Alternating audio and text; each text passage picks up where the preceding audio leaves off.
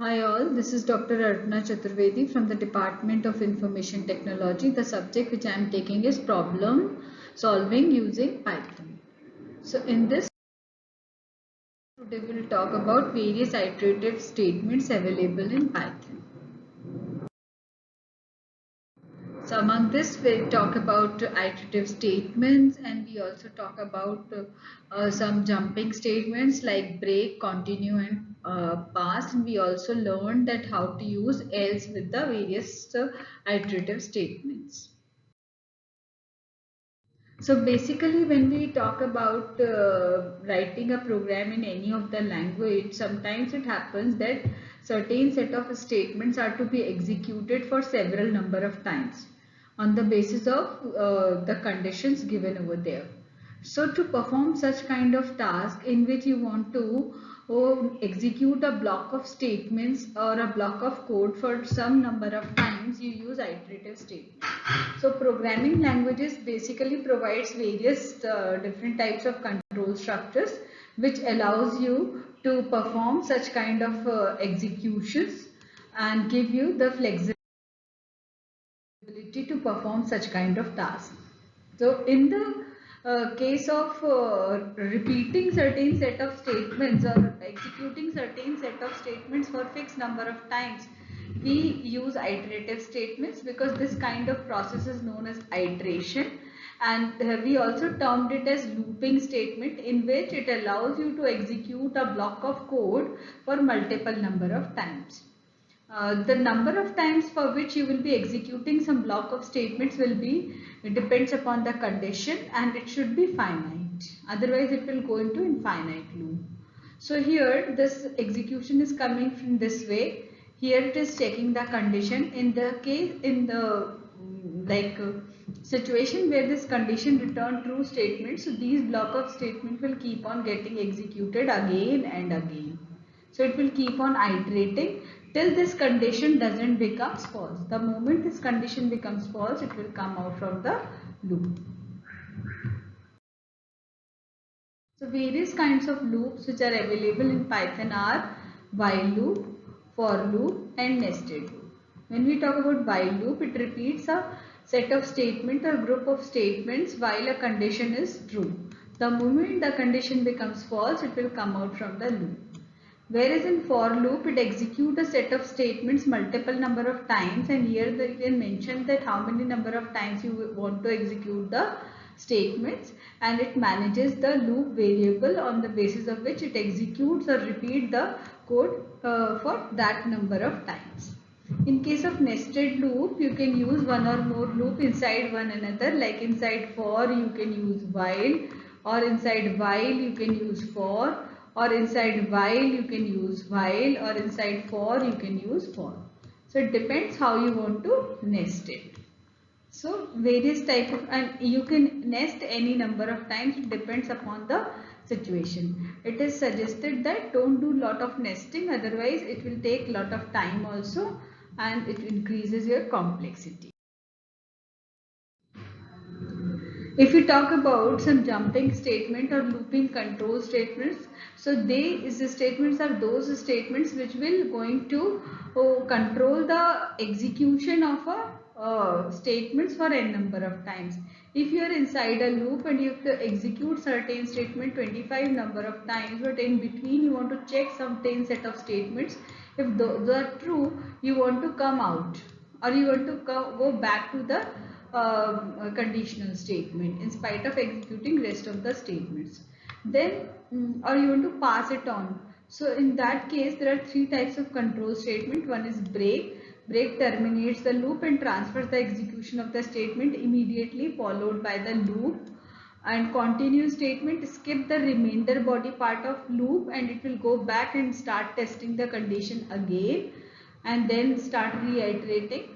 A pass statement is used in Python when a statement is required syntactically, but you do not want any command or code to execute. You just want to pass it on.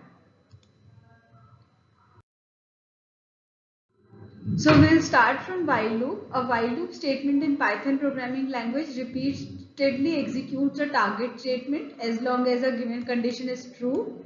So the syntax of while loop in Python programming languages, you will write while and then you will put a condition over here, that is the expression. Then this colon will come over here. After this, you will write those block of statement which you want to execute. So here statements may be one statement or a block of statement, depends. The condition may be any expression and true is any non-zero value. So the loop iterates while the condition is true. While the condition becomes false, the control passes to the statement which is outside the loop. In Python, all the statement indented by the same number of character spaces, which is by default 4 spaces, after a programming constructor considered to be a part of single block. So all block of statements which you want to execute together should be given same number of indentation. Python uses indentation as its methods of grouping statement only.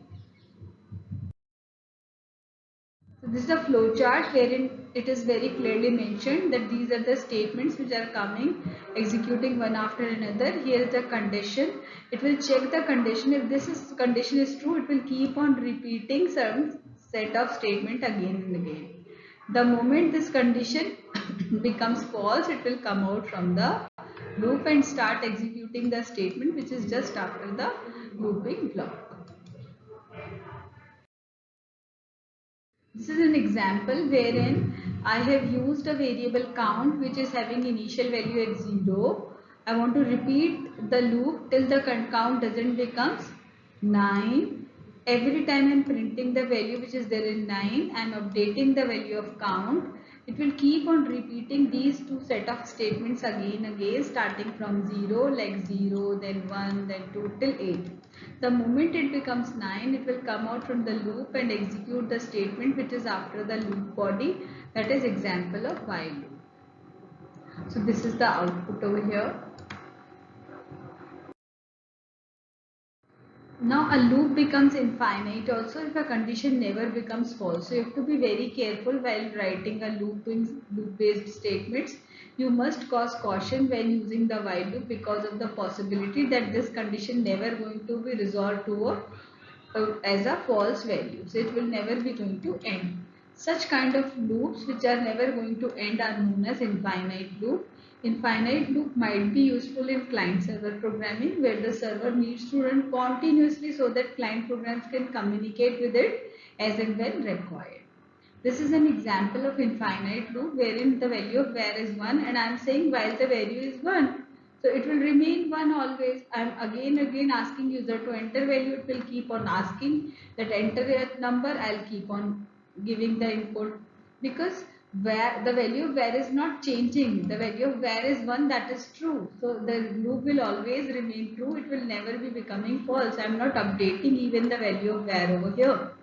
So that is why it keep on asking the input from the user and it will keep on prompting enter a number. Once I press Ctrl C, it will come out of the loop and show me the error. I can use else also with while, which is not possible in C, Java. Here you are provided with the provision that you can use else with while also. So in this what happens ki if the condition is true, it will keep on executing all the statements which comes after while. But in case the condition becomes false, you can go to the else section. So it illustrate the combination of else also here.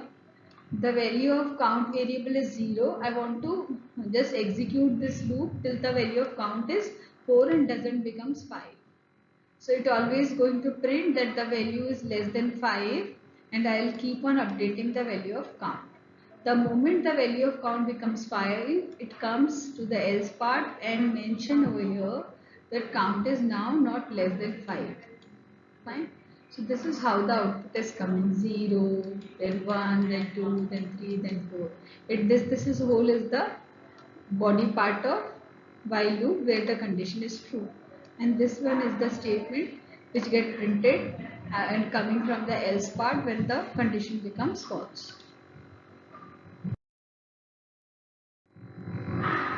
Now here, this is again an example wherein I am using a single statement suit. It is similar to if. I am just mentioning that while flag means while flag is true, keep on printing this. This is also an example of infinite loop. It will keep on printing the value whatever the statement is mentioned over here, because the value of flag will always be true. I am not changing, I am not updating. So this is also a single statement suit which will reach to the infinite loop. Now second is for loop.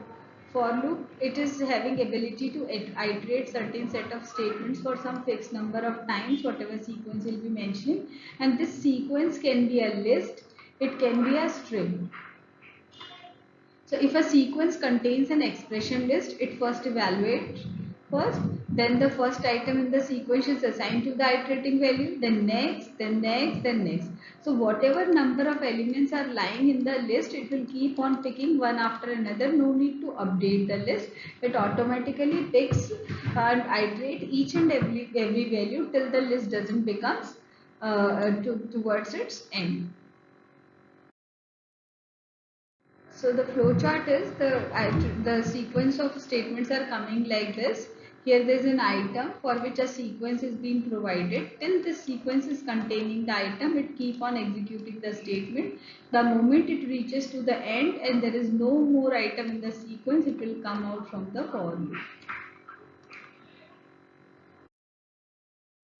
One more example. What we are doing, we are taking a string over here. Now this string consists of so many number of letters. It will keep on taking one by one each and every letter and going to print it till we doesn't reach to the end of the string. Similarly, if there is a list, it will keep on iterating and reading each and every element of a list till it doesn't reaches to the end. And that is why it is printing each and every character of a string first of all, then moving to this another for loop and printing each and every element of a list. And once it executes both the for loop, it will coming out from both the for loop and printing the normal statement which is mentioned in the program, that is example of for loop. This is iterating via sequence index. I can use sequence index also. This is an alternative way. Here again a list is given. This is a list having 3 different elements. Now how we will write? We will write for index in range. We will take range. What is the range? Length of fruits. Till it doesn't reaches the length of this fruit list, it will keep on printing. And whatever index position is over here, I'll use it with the fruit list, fruit within box bracket index. So it will keep on printing each and every value which is lying at that index position. So here we have taken a help of len function, which is a built-in function. It provides us the total number of characters or the elements which are lying in a list or a tuple.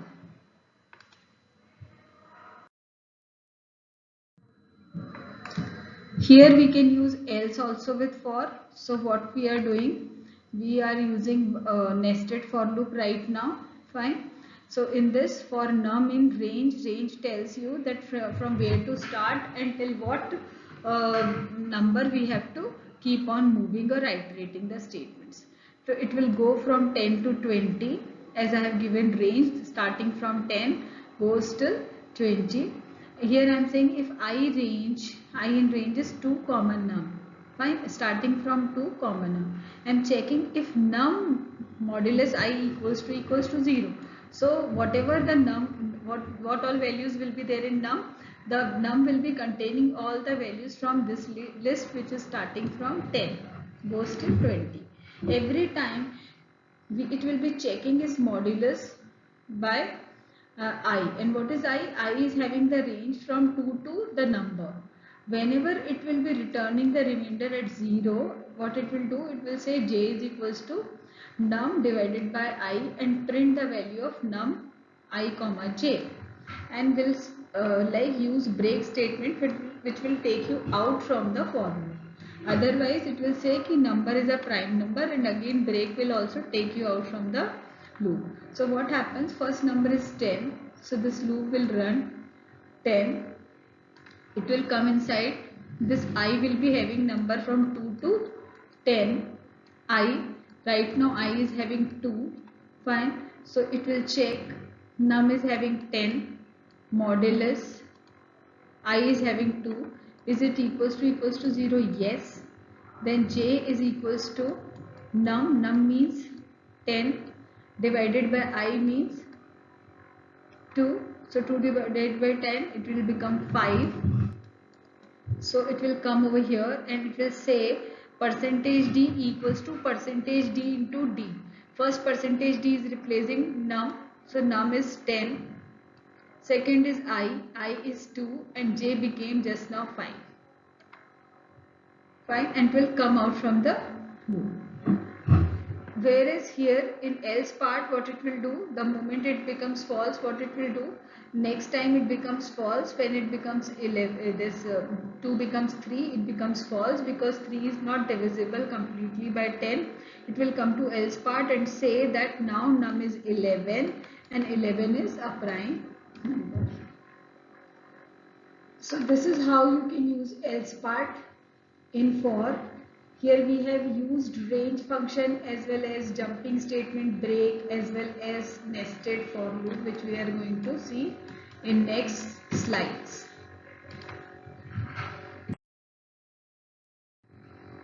So this is a nested for loop whose example just now we have seen. The for loop, within this for loop, this is the block of internal for loop. Within this there is one more for loop. So this is the internal block of inner for loop. So you can use in this way. You have to use proper indentation. Similarly in while loop, this while loop is having this entire block, but in this block there is one more while loop which is having its own block of statements to be executed. So it will first of all check the condition of the outer for loop. If it is true, it will go to the innermost loop till the inner loop doesn't becomes false. It will keep on iterating inside the inner loop only. Once the inner loop becomes false, it will come out and increase the value for outer for loop, and it will keep on doing till the outer for loop doesn't becomes false or outer while loop doesn't becomes false. So this is an example wherein I am having value of I as 2. I am saying that till I is less than 100, it should keep on saying that j is equals to 2, and again there is a condition till j is less than I divided by j. So every time it will check this condition. When I value is 2, it will every time from 2 to 2 it will keep on checking. Then when the moment I becomes 3, it will check from 2 to 3. Then I becomes 4, it will check 2 to 4. And every time it will say if not I modulus j equals to 0 or true, then it will break, otherwise it will increment the value of j. And in case j becomes greater than I divided by j, it will say that I is a prime number and will increase the value of I. So that is where all the prime numbers are being displayed over here. Keep on checking what all prime numbers are over here. It keep on checking. The moment it reaches 97 and after that it reaches 98 is not a prime number, 99 is not a prime number. The moment it reaches 100, it will come out from the loop and execute a normal statement, that is example of nested loop.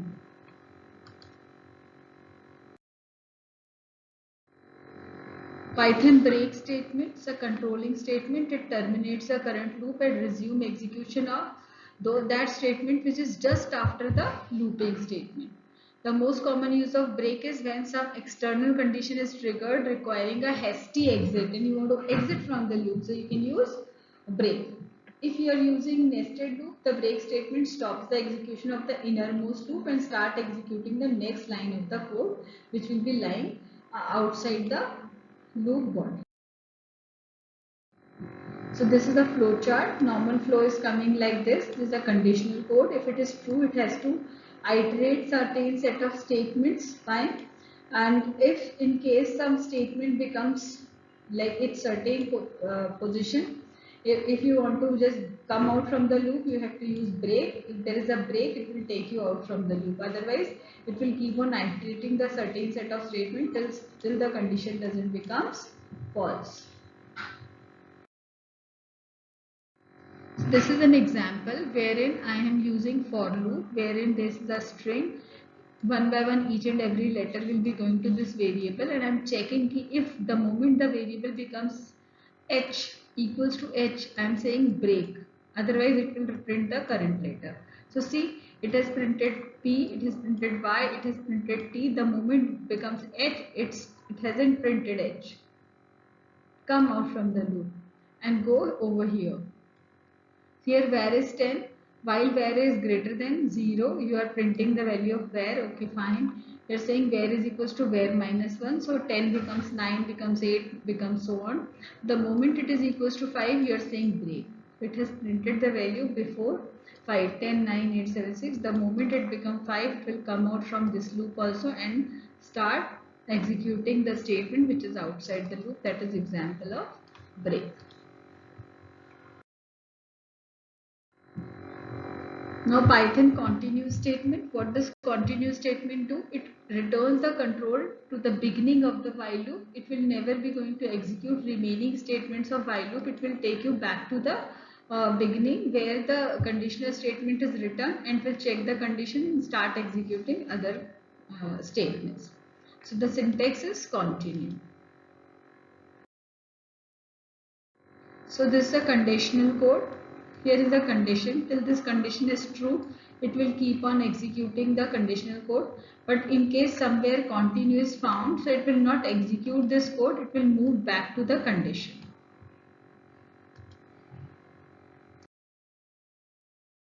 This is an example. Same example is over here. Now we are saying if letter is equals to h, continue. So what is the difference? Except h, it has printed all the characters. P-Y-T, then it came back over here, check the condition, what is the next character is O, it is printed then next is N, printed N, no character is left, come out to the another loop. Now here the value of var is 10, again I am saying if var is equals to 5, continue. So it will print 9, 8, 7, 6, the moment it becomes 5, it will not print 5, it will go back to the condition and start reading other remaining numbers and print those all numbers. The moment this while loop becomes false, it will come and execute the normal statement which is written outside the while body. Next is pass. It is used when a statement is required syntactically but you do not want any command or code to execute. The pass statement is a null operation. Nothing happens when it executes. The pass is also useful in places where your code will eventually go but has not been written yet. The syntax is pass only. This is a program, same program is over here. Here I am saying if letter is equals to h, then pass. And I am mentioning that this is a pass block. Otherwise, keep on printing the letter.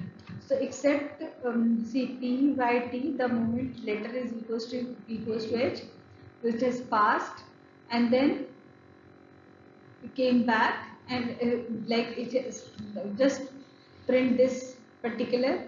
This is a pass block. Then print the letter and keep on moving back to the loop, not taking you out somewhere. The moment this loop becomes false, it will come out and print this statement. That is example of pass.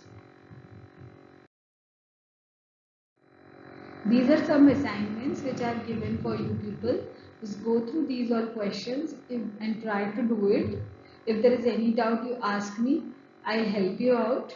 And please share your solution with me so that I can check whether you are correct or not. So these are some assignments wherein you have to just go and solve these all questions. And if you are able to solve it, well and good. Not, then I am always there for you. So I am sure that you people will be able to do it. These are some common questions which we have already done while doing C, C++ and Java. So there is no change in the question. Only the process of doing that question is being changed because there is a bit change in the syntax of Python. So all the best to all of you. I'm waiting for your response. If there is any issue, you can put in description box. Thanks a lot. Have a nice day.